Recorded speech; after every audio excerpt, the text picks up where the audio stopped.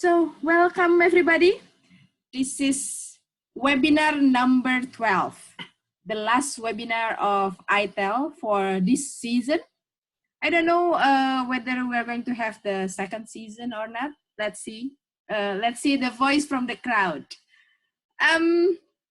So actually we have done 12 webinar in a row since the 13th of April, discussing so many issues related to remote teachings, the tips that we need to do during this remote learning activities, some tips for parents, this and that, involving so many participants, hundreds of participants every day coming to our webinar. And for the last 3 days, I think we've been accepting some guests from other countries than Indonesia. Today I've seen some from Korea, Uruguay, and Turkey. Probably there are some of you coming from other countries too. But most of us are from Indonesia, and we are broadcasting. I'm broadcasting from Bandung, and some of us broadcasting from other cities in Indonesia. Well, today we have a very interesting topic. I'm going to introduce the topic later when I introduce the presenters. But first of all, we are from ITEL, collaborating with the British Council in conducting this webinar. What is ITEL? Probably Pak Jati can explain a little bit about ITEL. Pak Jati? Okay, thank you, Vin. ITEL is Indonesia Technology Enhanced Language Learning. It's a new association for teachers who are English teachers mostly, who are interested in teaching English using or teaching language using technology. We had so far 3 conferences, one in Salatiga. The last one we did it in Bogor, and we are expecting to have another one in 2022. This is the initiative from us working together with the British Council to help teachers how to do teaching remotely. To respond to that, then we have a series of this webinar. Thank you, everyone. Thank you, British Council, that we can broadcast this in a wider scope, not only Indonesian, not only to Indonesian, but it's now it's getting wider to the region and even to the globe. Pass it back to you, Vin. Thank you. Thank you, Pak Jati. So for you to know that actually at the beginning, this webinar was planned to be a small webinar hosting like 100 participants, but then we are so lucky British Council would like to give the sponsor to us, and finally we can host like hundreds of teachers in collaboration with British Council. So now I would like to call upon Pak Kom. You may want to explain something about our collaboration with British Council. Hand it to you, Pak Kom. Thanks very much, Vanita. Good morning, everybody. So my name's Colin. I'm from the British Council Indonesia, and I'm currently in Jakarta. I'm delighted to sort of be here this morning as part of this webinar series. It's a great response by the ITEL Association in these challenging times for teachers to be providing these tips and advice and recommendations about using technology in order to continue teaching and continue education of students. We know that a lot of teachers, are at home. Schools are closed, and sort of the use of technology is a mechanism of maintaining that education and those courses. However, we're also very aware that not everybody has a laptop, and not everybody has necessarily a mobile phone. Not everybody has a strong internet connection. So whilst the technology is good for people who have those things, also we need to think about people that don't always have all of those things. And that's why, especially today, I'm really excited that we're going to be hearing about some low-tech kind of innovations and solutions you know, how to continue teaching and continue that education with your students using some low-tech solutions. So delighted to be here for this 12th webinar in the series. And again, I just want to thank Pak Jati and Finita and the whole ITEL team for their innovation in their idea of putting this series together. And from the British Council, I can say that we are responding by working together as a global digital task force, and we're putting together some global resources, including resources around low-tech teaching. And we'll be sharing some of those resources at the end of this talk. And also, if you want to come to our website, Teaching English, you can have a look on the website and you'll find those resources too. So that's all from me. I'll hand back to Finita, and thanks very much. Thank you, Pak Kom. And probably you also see some other faces in your screen. We have Mbak Celia, Cece Yvonne, Om Agus, Kakak Heri, Usi Grace, and Kakak Toar. They are all the ITEL board members. We are all here to help Kakak Daniel during the question and answer sessions. Usually there are some questions. The ITEL board will also answer the questions from you, not only Kakak Daniel. All right. Before we start, I would like to remind you that down there at the bottom of your screen, you will see Q&A box and also chat box. If you want to greet everyone or just give slide comments, you can put it on the chat box. But if you have questions that you want us to answer, please type it in the Q&A box. And now it's time for me to call Kakak Daniel. Today, Daniel will talk about a showcase from offline material design to simple online classroom management for teachers. Daniel is one of our board member, but also a lecturer at Universitas Mercu Buana, Yogyakarta. Without further ado, I would like to call upon Kakak Daniel. The microphone is yours, Daniel. All right, thank you very much, everybody, friends. So, hello everybody from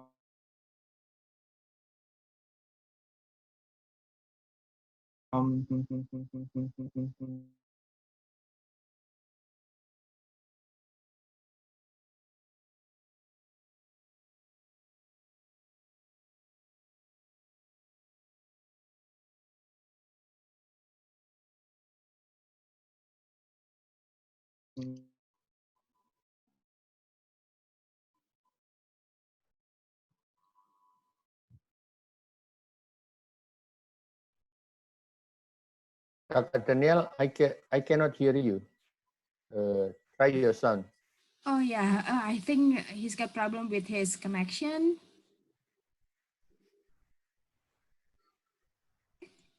Are you there? I guess there is a problem with my Zoom. Okay, Your connection? Now it's okay, I think. Now it's okay, yeah. Zoom told me to relaunch the application, but I cancel it. Okay, hopefully it works. All right. Right. So,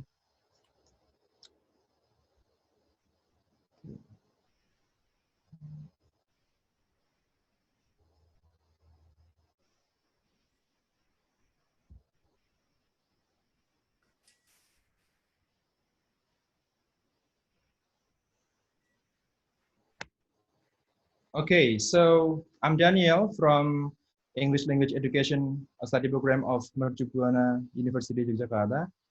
And today's topic will be on a showcase from offline material design to classroom management. Okay, I actually want to know where you are coming from, but it seems to me that I already find some chats mentioning your locations, but if you wish to tell me where you are from, then feel free to find this, to access menti.com, and then the code is 643728. Okay.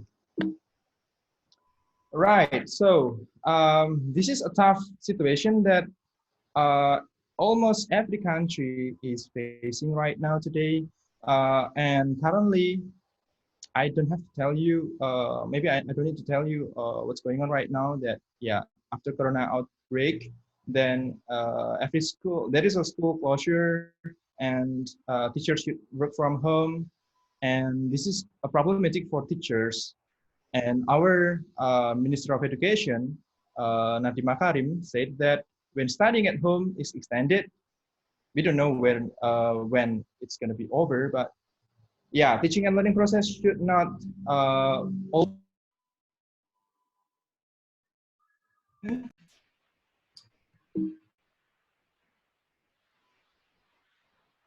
We probably know this figure has been presented many times in our previous sessions, that we have some options.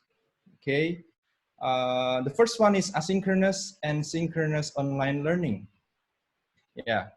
So based on Daniel Stanford, we are supposed to be smart in delivering materials regarding to its immediacy. So in this corner, we have low immediacy, and in this corner, we have high immediacy. So let me explain a little bit about this.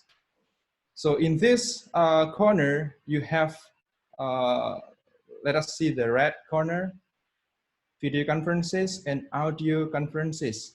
As we know that synchronous learning is done real time when we have a chat to our students online. Okay, so it is a direct communication. And this is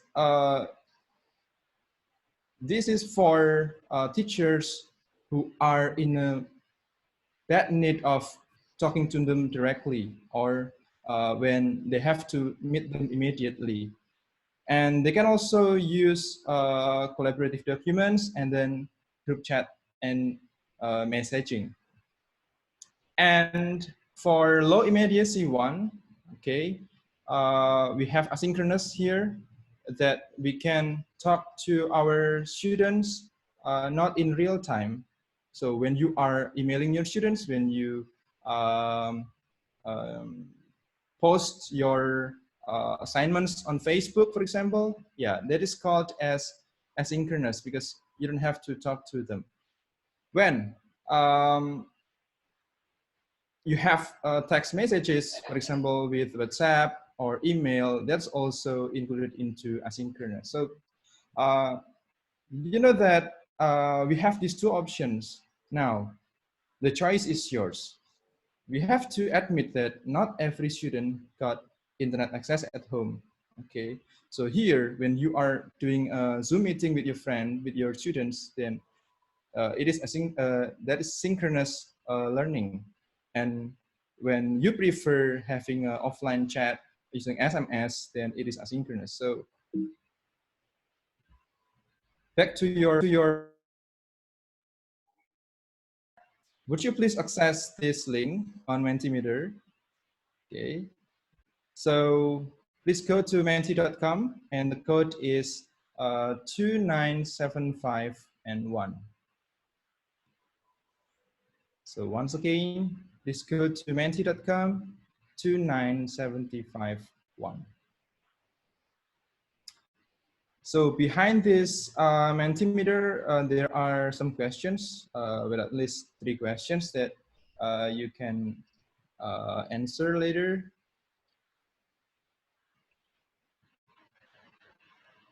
Okay. Is it okay if I go to my browser? Yes, I think that's okay. I have put the code in the chat box. Okay. Thank you. Thank you.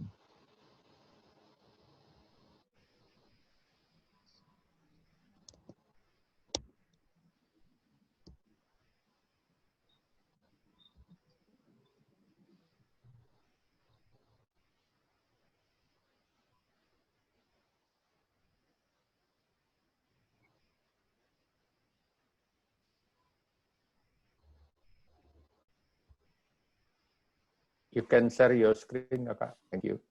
Okay, yeah, I'm happy to find that there are a lot of attendees today coming from Indonesia, Jakarta, Aceh. Thank you very much, Bantul. Okay, East Kalimantan, Bengkulu, Pangkep, Majene. Wow, thank you very much, Gresik, and so on. Okay, so let me see your answer.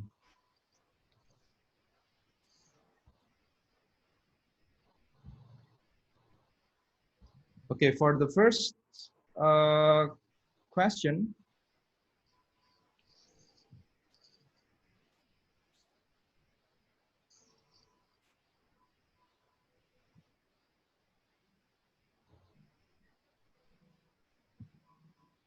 oh, okay. So some of you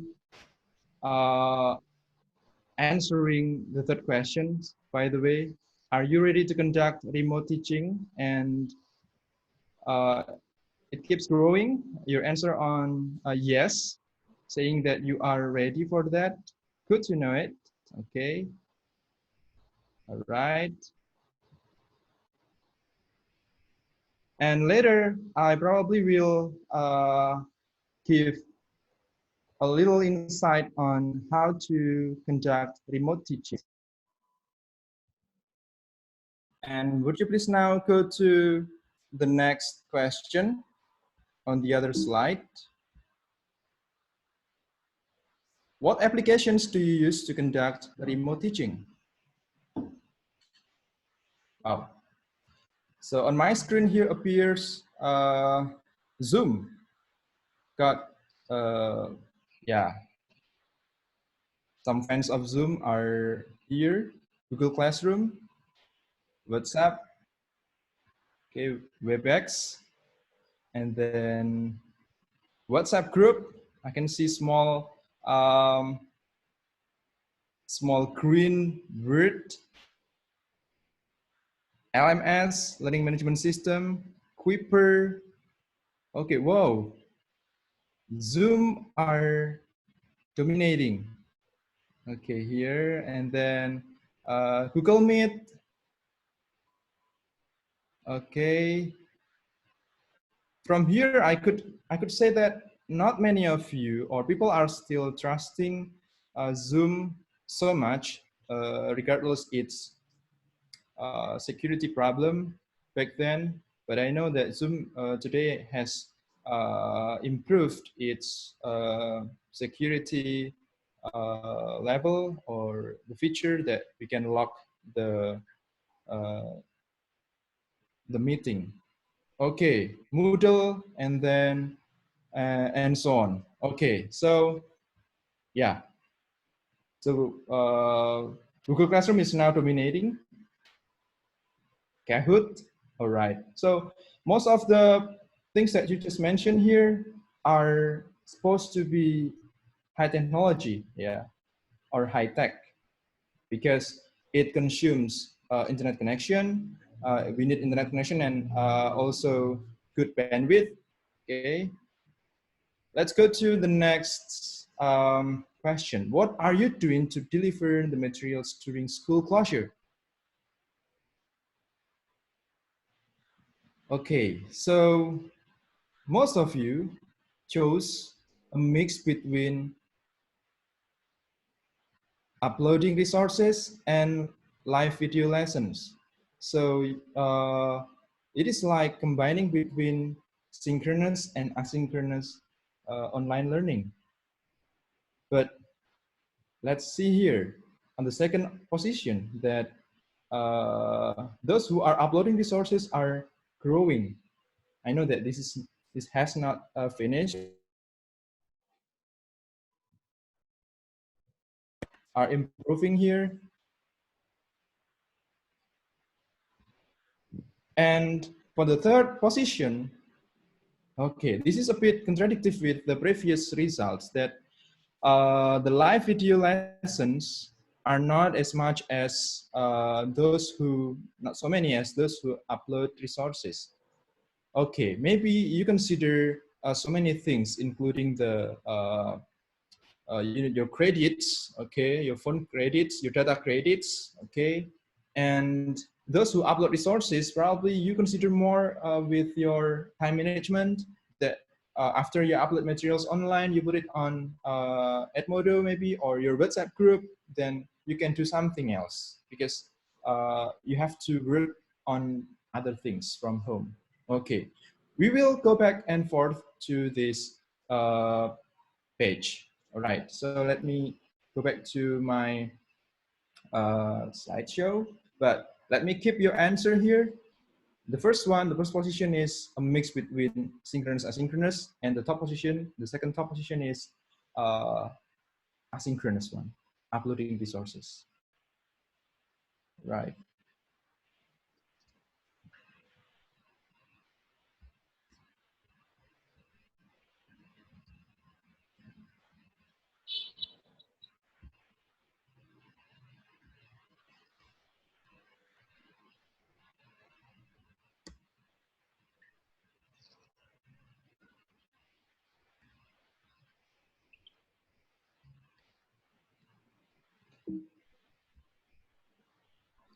Hence, my topic today, this inspires me a lot. It was actually my prediction that teachers might need how to design materials offline and how to manage online class. Okay, so, well, actually, in order to conduct remote teaching or online learning, there are some steps to do, and either teacher or students have to conduct a self-assessment. This is for teacher, that first, the requirements are teachers should have access to technology. The second one is they got online skills, and also they have a relationship with that. They have ever talked online. I mean, they know how to make a chat online, okay, and even maybe they know. For baby boomers, yeah, they have problems with motivation. Okay, so they are reluctant to use technology. Are you into that part? Okay, and then they know audio and video online audio and video such as YouTube, and you know where to access online materials, okay, audio materials from BBC, British Council website, for example. And then you know how to conduct a discussion online, and you know that this is important for your success. So think about these 6 categories. And what about for students?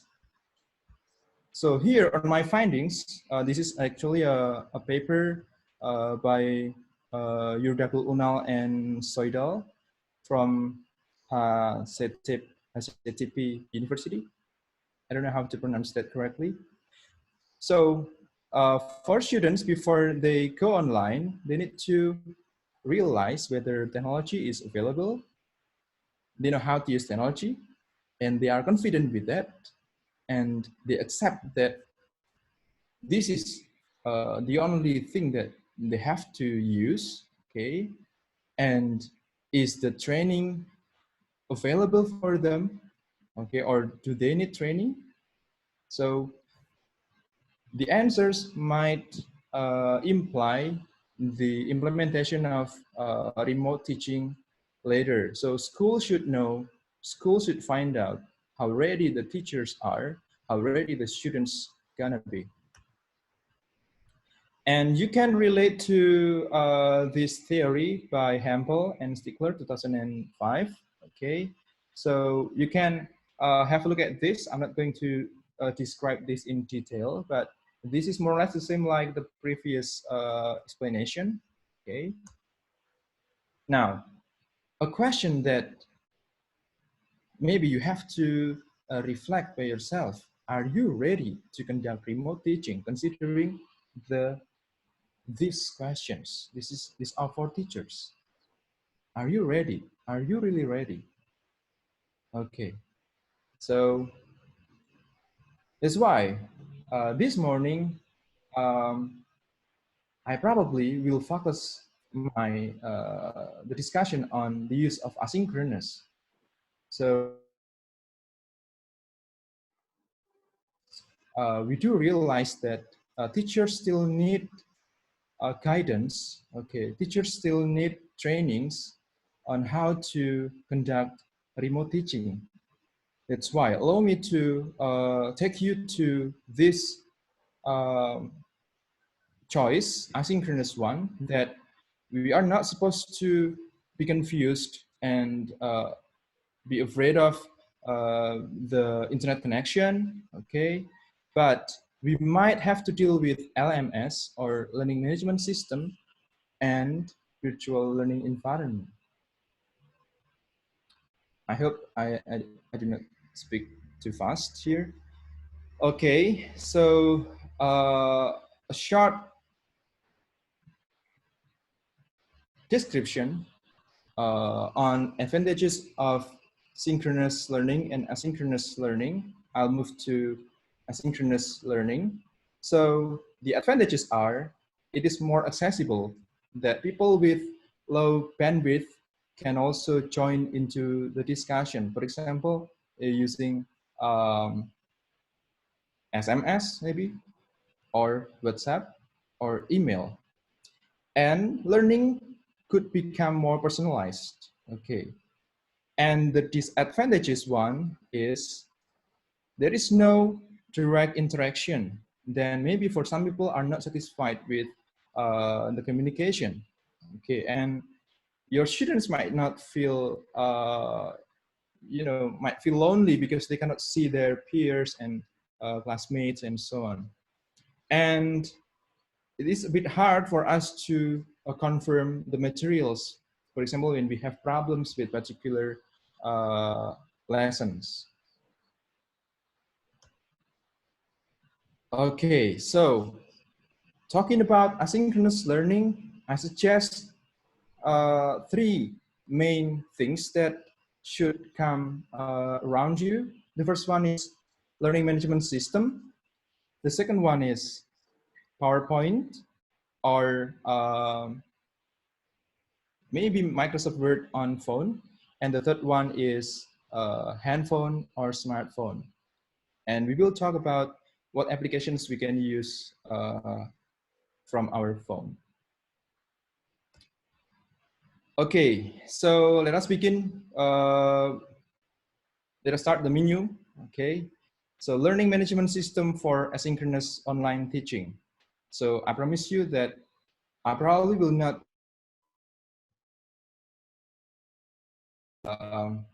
if you have problems or understanding on this, you can give questions on the Q&A box. Because it takes a long time and forever to explain what LMS is like. But actually, if I can give you an analogy, so LMS is like a house consisting of so many furnitures. So this is the system that we can, let's say this is the material, this is the evaluation, assessment, this is feedback, and so many more teachers need to conduct teaching and learning process. Okay, so this is LMS. And you can imagine if you have students' assignments, okay, you collect students' assignment on your smartphone, okay, on your laptop, or even using LMS, then if you don't have that one, you can imagine this is what you will find on your phone. Okay, so teachers should be very skillful here on how to manage the content of the class. Okay, so you need to think how to keep the class well organized and manageable. We can find so many options of LMS, such as you can, okay, that Schoology has been so prominent, and Edmodo, ClassDojo. I also use this one, and there are some big fans of Google Classroom. and Khan Academy, and many more. So, but then again, my question, can your students access this LMS? How many teachers on earth have access to conduct classes with this LMS? Okay. Now, in my case, so this is the LMS that my university, that Mercu Buana Yogyakarta, is currently using. Okay, so we have the classes, this is the materials, these are the system. So learning, management, the whole is system that students should access in almost every day. But the question is, one student living in Seram, and Seram is located a bit far, okay, even not in the middle, but this beautiful, island is located remotely. Jakarta is here, Seram is over there, okay, here. And just a few days ago, my student happened to contact me, okay, on WhatsApp. You know that WhatsApp works there perfectly, and telling me that in order to access LMS, okay, this one, she needed to go up to the hill. It's like Jack and Jill went up the hill to fetch a pail of water. This is the water. So this is the reality that we have right now, okay? I don't know how many students, how millions of students having the same problems. Then I propose one very familiar application on earth, WhatsApp, that teachers, students have it, though not so many. I just found from our mainstream online news a few days ago that some students don't get access to WhatsApp and internet. But let me reassure that this is only for those who have WhatsApp, and I guess this is quite cheap enough. This is included as low technology. Okay, so let's start with how to deal with asynchronous online learning with WhatsApp. Why WhatsApp? So there are some ideas here. This is easy to use, doesn't consume much bandwidth, okay? And the features are, it can send text messages, we can send photo and documents. Students can tell us where they are currently, and we can have a video call easily with them. And this is, one part of LMS that exists in WhatsApp. Okay, group call and group chat. Okay, so I guess teachers can group the class and can have simple learning management system made by WhatsApp. Okay, let me tell you how to do it.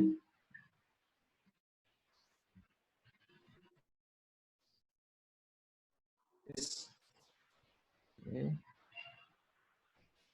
We can create our students, we can give feedback, we can evaluate their performance, we can give them support and motivation.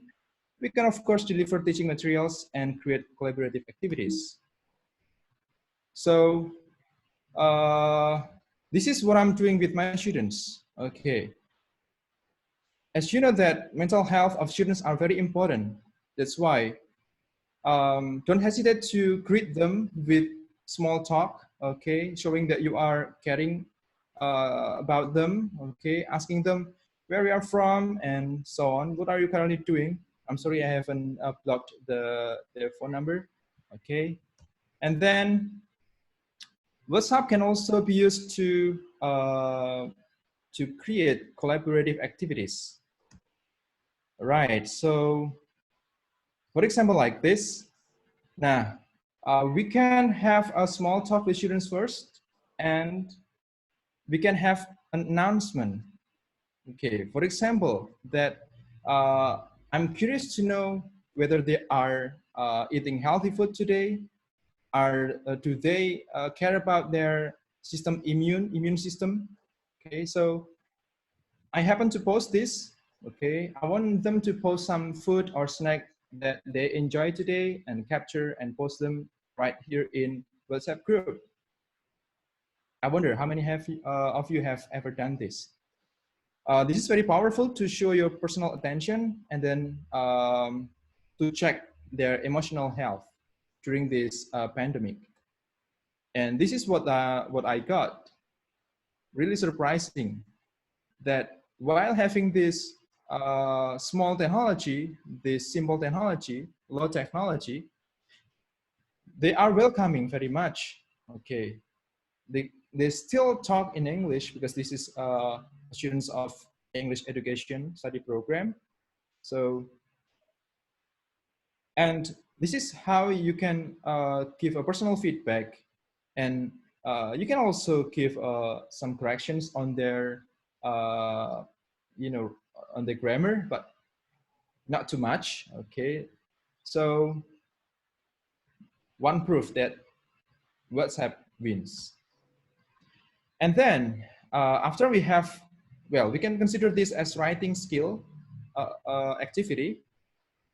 Then we have another activity for still on writing skill, that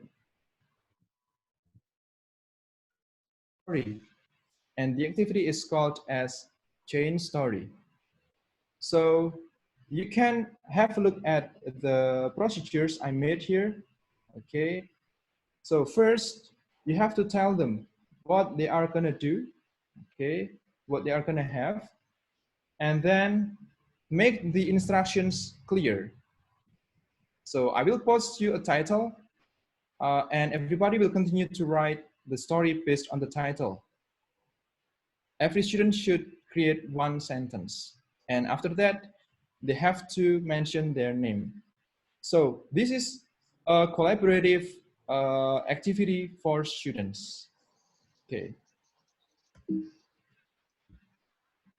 And these are what they are doing in WhatsApp, responding to my instructions. And you can have a look here that they do a self-correction on their production here. And everybody, you can see some different names here, are very active joining this chat. But my suggestion for you is find the right time to conduct this kind of activity. So you know that this is the fasting week, and I'm sure that we cannot have any activity, I mean, in the evening because preparing for iftar. So here, I happen to give them this assignment at 7 or so. Okay. And this is the result. I tried to, you know, summarize their and recollect their production, and it turns out that they successfully created a short story on their own. So learning happens here. They did make mistake. They made some trials. They erased their productions and reproduced their sentence again. This is so much fun. And at the same time, teachers can do something else, because it is impossible for us to monitor their activity. Okay, because I have some classes. I happen to give this activity to different classes, by the way, and it can reduce our stress. Okay. So what about reading skill?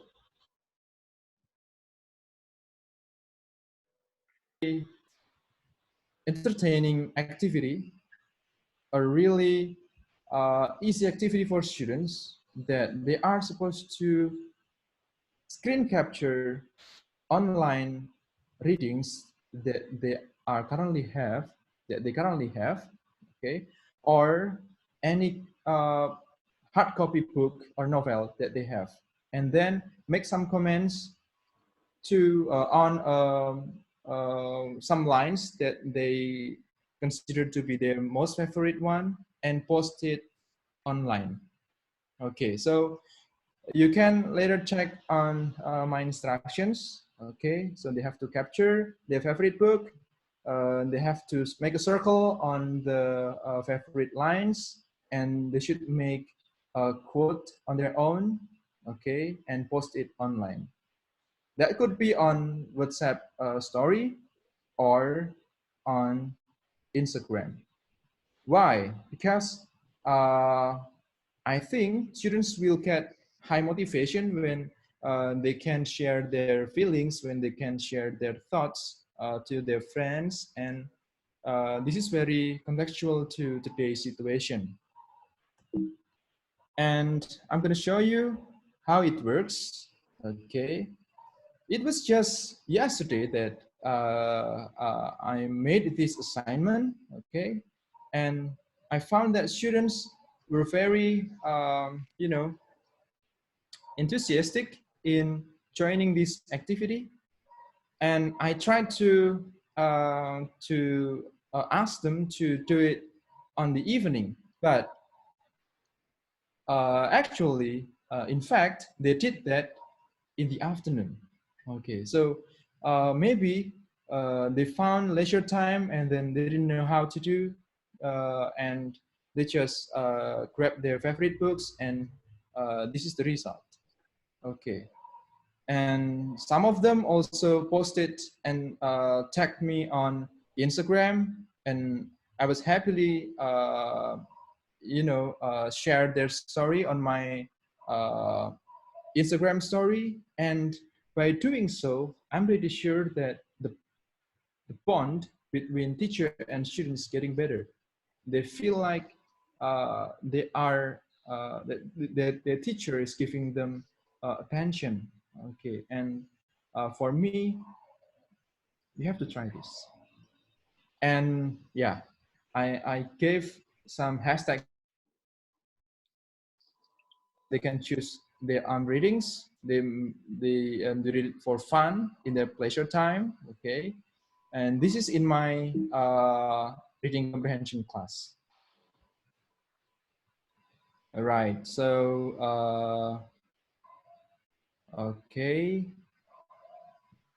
and for I'm sorry, this should be speaking skill. Okay, so, and this is not supposed to be, this is not book snap, but speech recording on WhatsApp. Okay, I will give correction on my slide later. So what teachers can do using low technology is to have this kind of activity to make your students upload their voice on WhatsApp. If you have no idea, what can I do? What can I do with WhatsApp in order to conduct a speaking skill or speaking activity? Then you can try this one. Okay, so students later can record their speech. I'm sure that this will not consume much bandwidth. Okay, and the other skill and the last skill that the last activity that we can provide to students is listening skill. Okay, so you know that WhatsApp is very powerful to help us in conducting some classes. Okay, and that we can also provide them some help to give them some practice on each skill. And in this one, okay, what I'm doing with my students is to get an audio material online. Okay, and I chose British Council here for beginners. Okay, right? So this is what will appear on your smartphone when you are accessing the website, okay? And students can listen to the recording.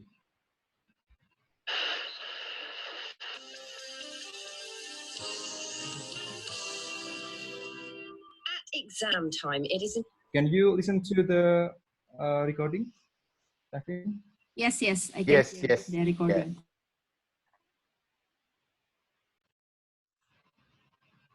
Okay. Hold on a second.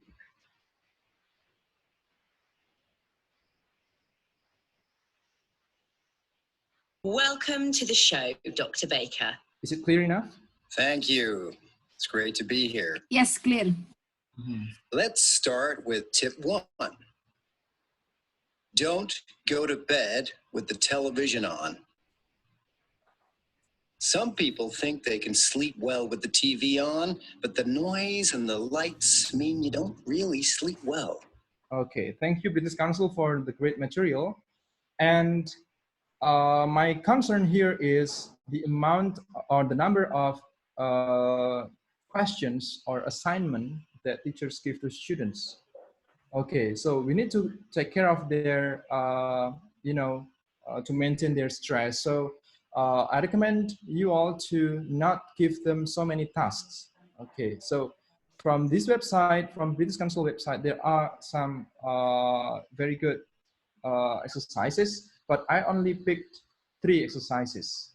Okay, and I will monitor their, progress periodically. If they need more challenges, then I can add some more. Okay, but you can try this activity. Okay, the other activity that you can use in class, at home, that you can, the other learning materials that you can purchase at home offline using low technology is recording your voice on PowerPoint slide. So if you have a subject matter that you need to explain a difficult concept on that, then you choose to give your a bit longer explanation, and it is impossible for you to have a Zoom meeting with them, then this could be a great choice. Okay, so you can follow these instructions. Okay, so you can open up PowerPoint application on Microsoft Office. Okay, but make sure that you have your own slides first. Okay, that you should be ready with the materials that you are going to use. Okay, let me move to the other.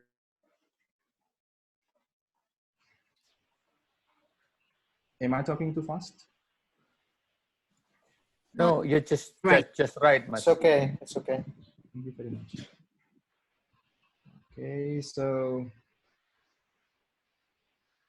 let me find the PowerPoint slide that I will use. Okay. This might not be detailed, but you can have a look at the steps. I'm sorry.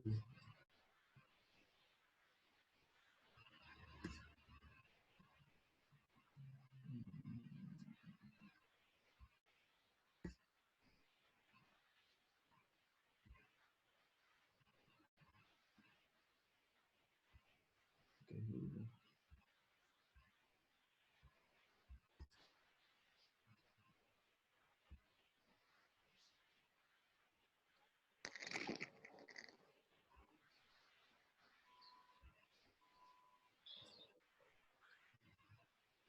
Okay, can you see the slide? Yes. Yes. All right, so what we can do is to find, okay, please go to this toolbar and then hit the insert button, and you will find the audio here. Okay, and you can start recording your voice. Okay, so this is very easy, but I'm not using Windows here. If you are using Windows, maybe the location is a bit different, okay, from mine, but the concept is just the same. I mean, you go to the insert button and access this this audio recording. So later, what you will have is, okay, let me try this one. Okay.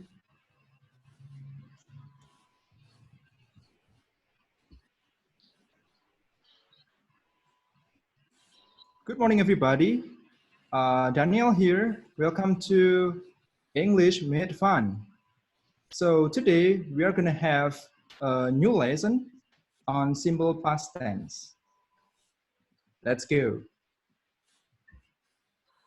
Right. So it's very easy, right? So let's check whether.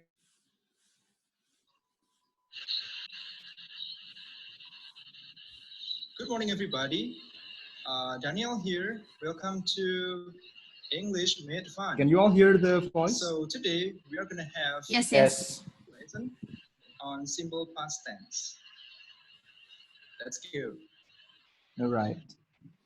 Okay, so once again, this is done without any internet connection. I promise you.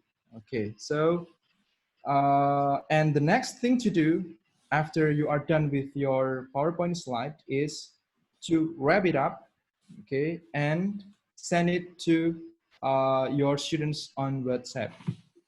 Okay, so once again, I'm telling you that you have to connect your laptop to WhatsApp, okay, but this one you need internet connection, of course, and then after that you can share, okay, this file to your students, and they can find not only your PowerPoint slides but also your voice. You can greet them, you can you know, make a joke with them, make fun, and so on. So this is another example. Now, the second page.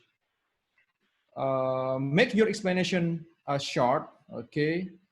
It is not the same as you are teaching in class that you can share many things in details. Keep it short. The less is more. Okay. Let me show you my recordings for a moment. Okay, so let's talk about the use of simple past tense.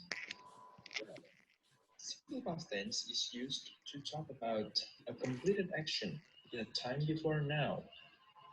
For example, I visited John yesterday afternoon. I visited John yesterday afternoon. Okay, so by using this PowerPoint slide and also voiceover, you can help them to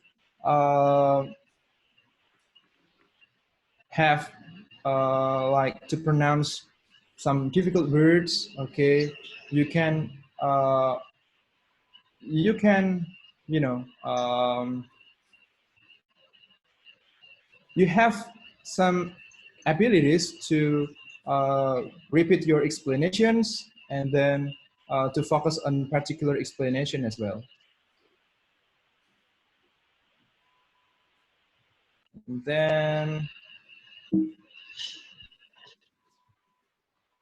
okay, so we just talked about technology, low technology, okay, and I also happened to find one other WhatsApp-like application called Discord. Okay, so if you want to find out an application, okay, a chat application, okay, that you can make a group inside a group. Okay, I repeat, to make a group inside a group, then Discord could be the solution. Okay, so for example, like this. Can everybody see the screen? Yes, you can see it. Okay.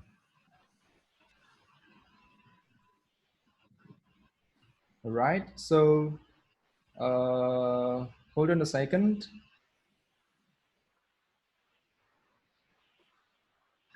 Now, these are the classes that I have. Well, actually, I have more classes than this, but I tried to include 4 classes only for now, and I make some students join my server. Okay, it's like group in WhatsApp, but they use different term, server. Okay, and every server will have. We can make every server some channels. Okay, so for example, this one. In my reading comprehension class, I make one channel called Book Snap Program. Where is it? Okay, sorry. Okay, Book Snap project. So this is the project that we had lately. Okay, so before I posted the project online, or before they tag me into Instagram and stuff, so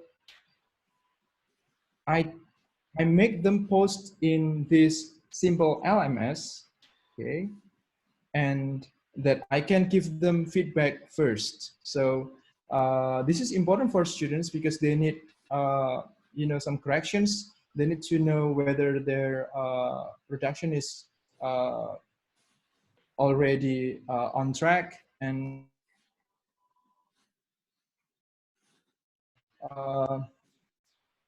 this application is very helpful because when you cannot have Edmodo, Schoology, and other fancy LMS, you can have a small and simple LMS which is not consuming so much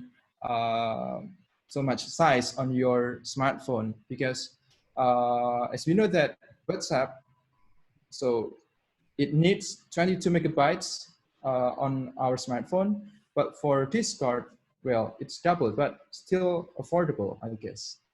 Okay, so it's your choice. If you want to learn more how to use Discord, you can find some more tutorials on YouTube and on internet. So from this all journey that I just mentioned to you, we are focusing on the use of low technology and talking about the pedagogical aspect behind all this move. Okay, we are moving to asynchronous online learning, by the way. So teacher is supposed to establish vision for a course, but I want to make it, to adjust regarding to this situation, that our vision is not the same anymore, because we are in a difficult situation. So try to lower down your expectation. Try to not make everything perfect. We are not able to, this is impossible for us to conduct an ideal teaching and learning practice. The second one is to provide model and mastery experiences. So giving them examples, giving them guidance is so much more important. And the next one is to provide modeling, to encourage students, okay, and then to challenge them. So learning happens because of encouragement and also challenge, motivation and stuff. And this one, attention and feedback. Okay, so we just got a session on feedback, okay, by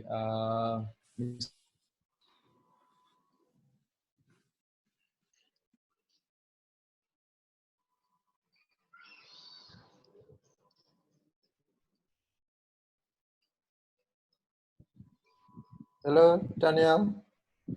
Daniel, are you there? Are supposed to. Okay. Okay. The students are supposed to find out knowledge throughout experience. Okay. The students are supposed to find feedback at the same time, got attention, and from WhatsApp as well. From that low technology, students can also make a self-reflection. They could tell us whether what they have learned from these simple materials are beneficial for them, and do they whether they have questions and so on. Apart from this, I also have some more recommendations that you can also use short message service or SMS, which does not need internet at all. Okay. Or you can provide, you can make them like some notes. Okay. And they can capture on their smartphone and post it on WhatsApp and so on. So I would like to close this sharing with a quotation that in this situation, what matters the most is not the materials, but you, the teachers. So it's been a while. Thank you very much. I'm giving back the chance to the host, Tevin. Okay, thank you very much, Kakak Daniel. It's very insightful. I've seen many people shouting in the chat box that you give a lot of ideas for them, especially using WhatsApp, a very simple tools that we've been using every day, and apparently we can use it for our teaching too. I have tried to collect some questions, many questions related to WhatsApp. Some of them have been answered by the board members, but then let's see, some teachers, some of the attendees were thinking about the weaknesses of WhatsApp, like whether it is time consuming to answer and to wait for students reply, and whether or not it can use a lot of storage in our cell phone. I will pose these two questions first for you to answer. Okay, the weaknesses of WhatsApp. Mm-hmm. Okay, so well, this is a bit technical. At first, you have to find out the right internet provider. Okay, so I should not mention some brands, but you need to think about the right provider for that. Okay, there are a lot of internet provider that can that sell quite cheap internet credits. Okay, and for what is the other one? Using the storage in our cell phone, probably students send pictures or documents, and it might create problems in our cell phone. Mm-hmm. Okay, yeah. So in my case, of course, they need to. You can tell your students that if when they are about to capture photos or something, make sure that they need to lower down the pixelation of their camera, maybe. Okay, that for this kind of condition, quality of picture is not the main deal here, but it's not the main importance, but the message. So resizing the size of the picture. Yeah. That's something technical related to WhatsApp. Now, something more related to pedagogy. Some teachers were afraid if the students cheat, when you give questions to the students, will the students cheat on other students' answer? And how do you assess and give feedback to your students when using WhatsApp?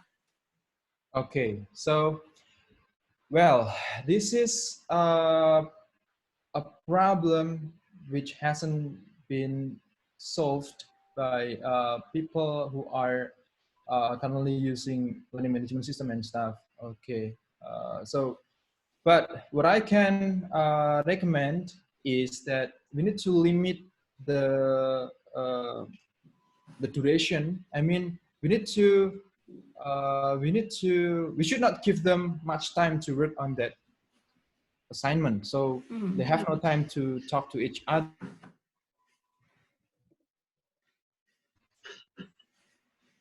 Okay. And of course, you have to make a strict rule. Whenever you find somebody cheating, then there should be a consequence. So how we educate. To teach is easy, but to educate is another story, I guess. All right, thank you. I think this is interesting, yeah, about giving the kind of task that we used to give to our students through WhatsApp, and how do we assess our students and give feedback through WhatsApp. So I would like to call the other board members. If you have any suggestions for teachers, just let me stretch my back for turn on your video. Yeah, you can do stretching, Daniel. Pak Jati? Yeah. Okay. Can you hear me, then? Yes. Yeah. On little thing. First one, start from the first that we had this about the distant and remote learning. It's always asking about whether the student will cheat or not.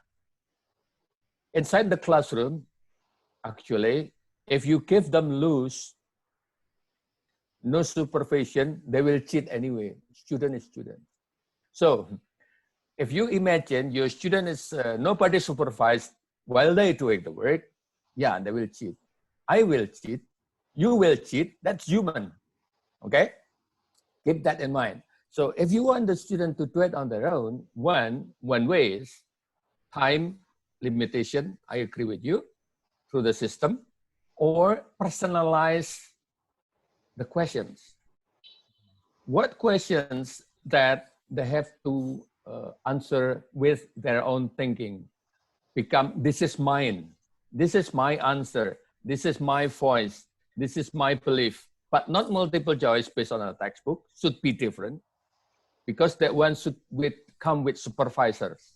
Without supervisor, then we have to start thinking of different type of questions.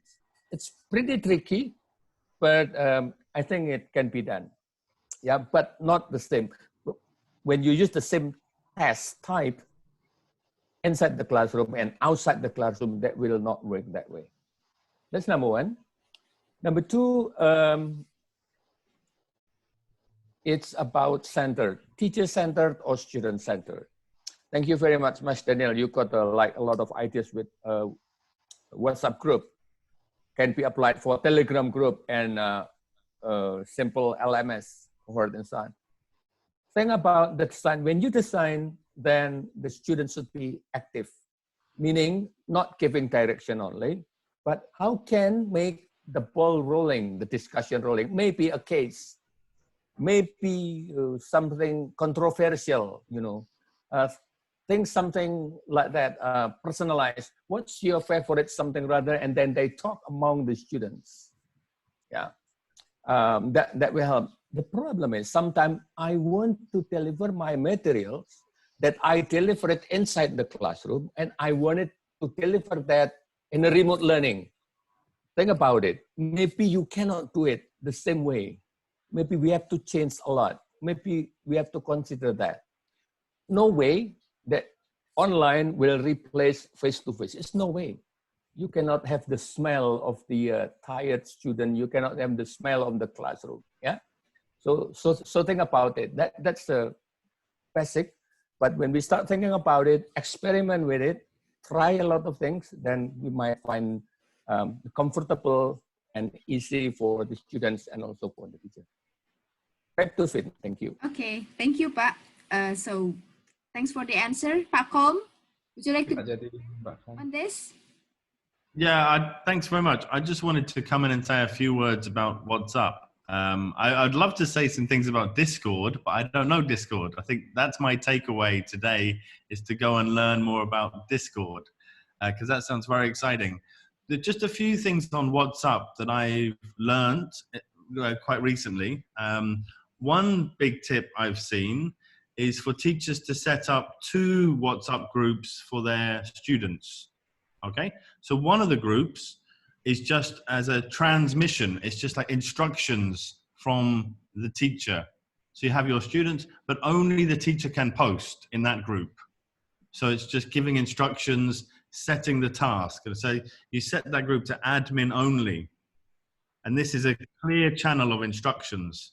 And then you can have a second WhatsApp group for your students that is one that they can post on. And some of the most successful tasks that I've seen on sort of WhatsApp, as well as obviously written tasks and things and quizzes, you can give them longer exercises to do. So I've seen a teacher who gave their students a 1-minute video challenge. So go and film something that you're doing to keep fit and healthy, and talk about it. And make that video, and you have 2 days, here's the deadline, and send it back, and then we'll give a prize or something to the best one that we get back later. And then the last thing on WhatsApp I'd just say is I've been learning to try to use my WhatsApp better. So I know you can do things to have like bold text and italics and underlining. So I think we can all get better at using the WhatsApp itself. So yeah, I think fantastic. Thanks very much to Daniel for those really great ideas. And I think over time, we will get more and more examples of best practice in teachers using WhatsApp, using Discord, asynchronously. So thanks very much. Good luck, everybody, with your experimentations online with your social media tools. Thank you, Com. That's a great idea. I really like the idea of having that 2 different kinds of WhatsApp group. I think that will work. And also we can make use of the Bitmoji and emoji in WhatsApp for communication, right? I saw Pak Agus also turn on the video. Would you like to respond to this, Pak Agus? Thank you, Vinita. Good morning, Ibu Bapak. So I just want to highlight what Daniel mentions, and also Pak Jatis before, something about cheating possibilities of the students. But again, and also actually, we will start from here. Let me start from the questions in the Q&A forum that is asking about how to, assess the students, and then how to make the students collaborate in remote areas or from their remote locations. So what I did with my students is that we let them give the peer feedback to their works, to their friends' work. So like what Pak Jati mentions, we need to personalize the assignment. For example, when we are teaching how to write recount, for example, then we need to ask them, for example, what they did yesterday or what they did to overcome their boredom at home during this outbreak, for example. So they would have to write their own personal experience. Then what I usually do is picking randomly 1 or 2 of their works and then put it up on the WhatsApp group, and then invite other students to give feedback. Then by the time runs, when they are accustomed to giving comments to each other, and then probably this will prevent them from cheating behavior. I think that's one of the techniques that we can use. Also, there are some other possibilities for collaborative project, but probably we need, you can use Google Drive, you can use some other cloud, and then you can use blogging, for example, then they can collaborate. Let us put them in groups so that they do not cheat, rather they would collaborate instead of cheating. That's it. Thank you, Vinita. Thank you, Pak Agus.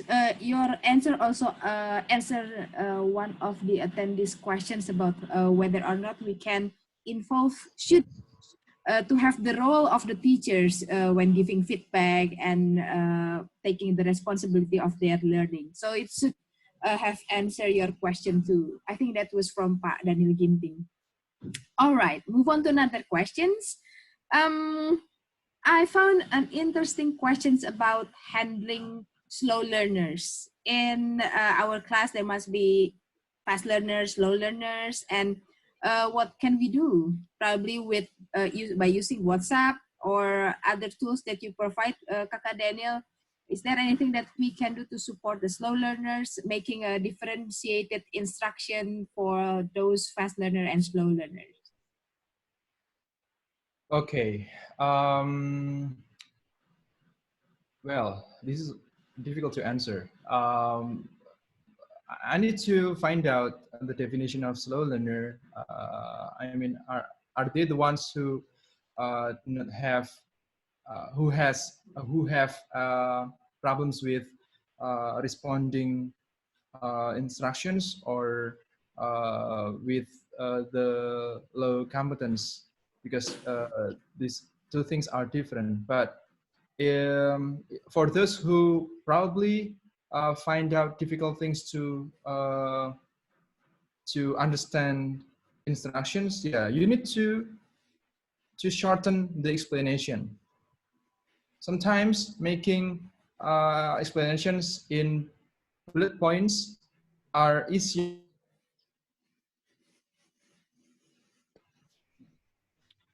Sometimes to make your explanation in points, in bullet points, are easier to understand than in paragraph.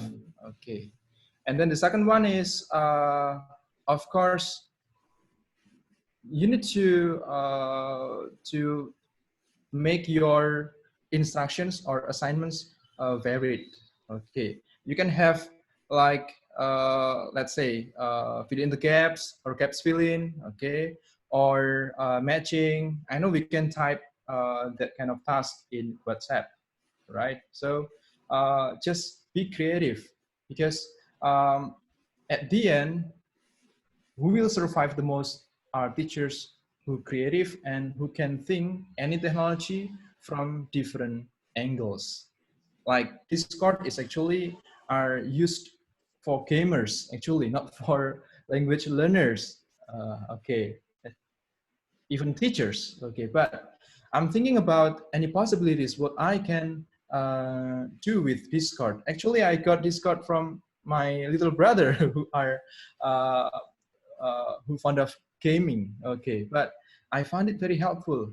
In WhatsApp, we cannot make group inside of group, but in Discord, we don't have so many groups around, but all similar groups from one group can be inside one particular group itself.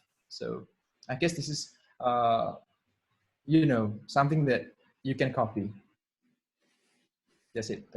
Right, thank you. So instruction, clarity of instruction, it should be short and simple, and also make use of different kinds of tools. Before Prajatit, I saw Pak Heri turn on the video. I'll give the opportunity to Pak Heri first.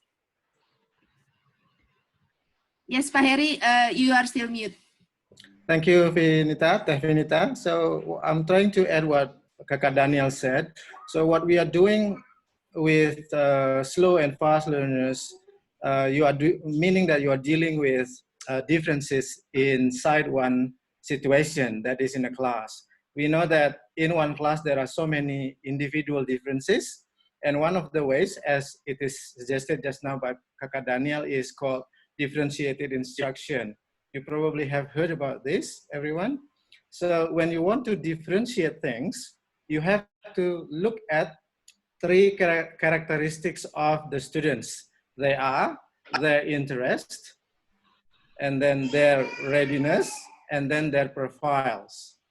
And what you can do with these three features of the individuals there is that you can differentiate in the planning, meaning that you give different plans to different types of learners. You can also differentiate during the process, meaning that you give different activities. For example, learning activities, one group is doing watching a video, one group is watching a podcast, for example, and so on, with different activities. And another alternative is giving them differentiation in terms of products, meaning that to check their understanding, they can come up with different results. For example, one is making a vlog, the other group is making a comic, the other group is making a digital story, just to check with their understanding. This is conceptual, but then what you are talking then that I would like to also comment on the others, do not forget to pay attention to learning dimensions. There are so many dimensions existing in learning. For example, if you want to plan to use technologies, you have to think of their readiness. And there are so many dimensions or sub-dimensions of readiness. For example, the human resources, the facilities, the perception of innovation, for example, the policymakers' perception. You also can think of another dimension like acceptance of technologies. Do they accept the technologies that you use? Sometimes you think that you use something very cool, but then it doesn't work. So another thing is that learning styles, whether they are more auditory, visual, kinesthetic, or if you use Kolb's dimensions of learning styles, for example, are they accommodative, for example? Other things that you need to consider is learning approaches. Indonesian students and Asian students to accept Japan and Singapore are known to be passive learners. They just think that the teachers are the source of the knowledge. So meaning that the learning approach is very superficial. They want to get high scores only rather than they want to learn, to understand, okay? So you have to think of these dimensions. Other things that you need also to think is the context, the environment. Is it supportive? Do they have facilities? And so on and so on. So first, learning dimensions. Second, then you think of the ideas and pedagogical activities, meaning that if you have this kind of situations like readiness, acceptance, environments, and so on, what kind of effective pedagogical activities that I can use, starting from a simple peer work to an advanced project making activities, for example. Then you have also as a teacher to really understand the content of your subject matter. If you are teaching biology, for example, you really have to understand that content. If you are teaching narrative text, for example, or recount text, you really need to understand that recount text.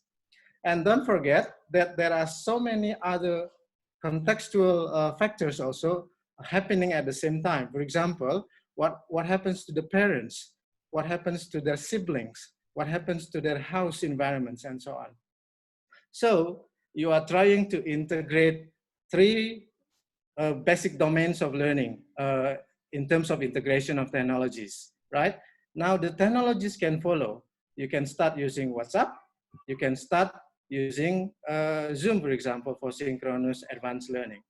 And one last thing that I want to share, Ibu Bapak and other participants, don't forget to have a reflection of your learning. For example, you try Discord today and it doesn't work. It doesn't mean that you are not good, but probably something is there. Something related with their gadgets, something related with their readiness, something related with their context and environment. So it doesn't mean that this code is not good, but probably the gadgets, probably your teaching strategies, probably that the instruction is not clear. So learning is like a curve, a never-ending curve like that. So do it, plan it, do it, reflect it. So again and again. Thank you very much. Pak Heri. Thank you very much. It's very insightful. Now I will pass to Pak Jati. Yes, Pak. Yeah, sorry, a very quick one. Because the people always asking about slow learner, fast learner, and so on and so on. Now, my tips is very simple. Think what you do inside your classroom. Yeah.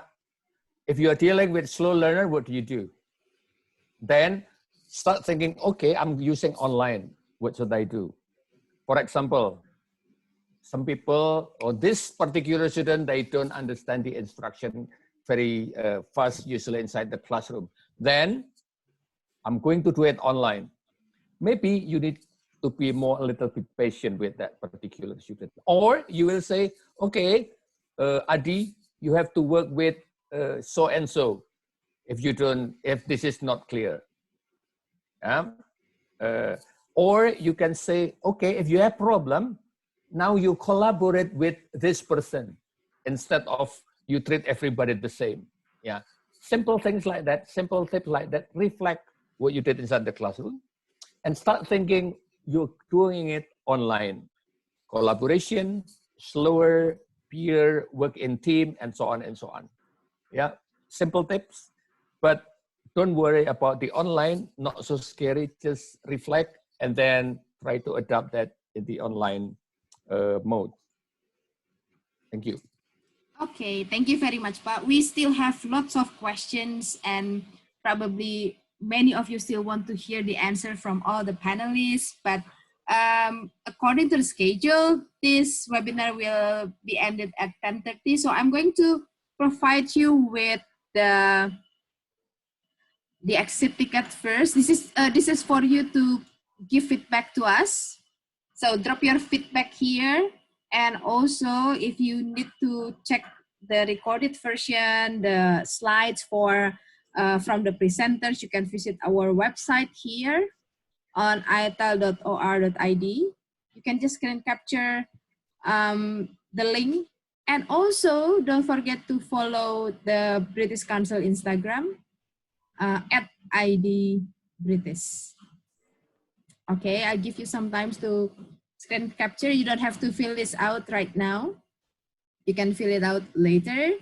We will continue the discussion, but for you, if you have things to do, you can leave the room right now. It's up to you, but we are going to stay probably at like 15 minutes from now. Because after this, Pakom will show some materials from British Councils. This is also for offline or low-tech materials, I think. And I also have provided the link. I will show it later. Now I'm going to pass it to Pak Kom first to introduce some British Council materials, which I'm sure will be very useful for us. Passing to you, Pak Kom. Hi, Finita. Hi, everybody. Thanks very much. So what I'm going to share with you are 5 PDFs that have been written by the British Council experts this week. They're brand new, and they were designed in response to this global challenge that we have at the moment with teachers and students at home. So if I just share my screen, and all of these new 5 PDFs are going to be in the same folder as Daniel's slides from today. So if you enter that link, and I think Finita will remind us, then you'll be able to download all of these PDFs as well. So let me share my desktop, I think. Finita, can you see my screen? Yes. All right, I'll just go through what these are and what they are. So the first one, they're all the same design. So it talks, let me make it full screen. Okay, can you still see? Yes, Scott, Yes. clear. Yes. It's called Using Mobile Messenger Apps to teach English remotely. So you can see here, this was the tip that I mentioned in our talk earlier. And so this is, it says here, this bullet point, you can have one group set up for the whole class, which is broadcast only. This means that only you, the group administrator, can send messages. Once you've set up the group, basically it's giving you some instructions. And then in the second page, you've got some setting up the practice tasks and activities, receiving work, giving feedback, and some things to consider about security and privacy, and a couple of links. That's the first one. I'll just show you what the others are very quickly. So we've got another one here, which is called Teaching English Using SMS. So maybe you don't even have a smartphone. So you're not using the internet, you might be just using regular text messages. Yeah. So this is even more low tech, or almost no tech, just a basic, what can you do if you're in a very remote environment and you have no internet signal, but you could still send text messages. So there's one for that scenario. And the next one, this is a tip. This is a document called Using Facebook to Teach English Remotely. So I think Facebook is very popular in Indonesia. So these are some suggestions and instructions on using Facebook. There's a feature called Facebook Live. So if your learners can't be present for the live session, they will still be able to watch the recording later. This is one of the things, it automatically just records your session. So there's some tips on Facebook. And again, things to consider about permission, safety, child protection. Okay, so we have to take these things very, very, very seriously at the moment. Just two more, and then I will just highlight. So this one is called Teaching English via Telephone Calls. So again, just making calls, phoning your students to keep in touch with them. Obviously, you have to think about who you're speaking to and get permission from parents for these. And also it's saying, look, consider your phone bill. How much is it going to cost to make the calls? But still, here are some suggestions for simply via telephone calls of teaching English. And the last one I have here is, it's called a menu of ideas. Here are some simple suggestions for online lessons for low tech scenarios or contexts. And there they are. So you've got some very simple ideas to go away with and to try out with your students. So I hope that helps and adds to today's session on from Daniel. And you are getting an advance. I'll tell you, these are not even on the British Council website just yet. So this is almost like a special preview. So there you go. Thanks a lot. Okay, thank you very much. Thank you, Paul. If you're looking for this material, just go to ITEL website, and I have uploaded it on the same page in the place where you usually register.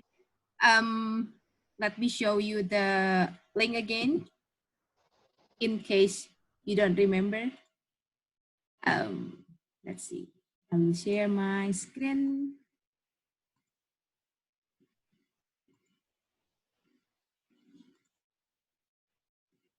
Okay, just go to this website, or just go to itel.or.id and find events. You will find this page.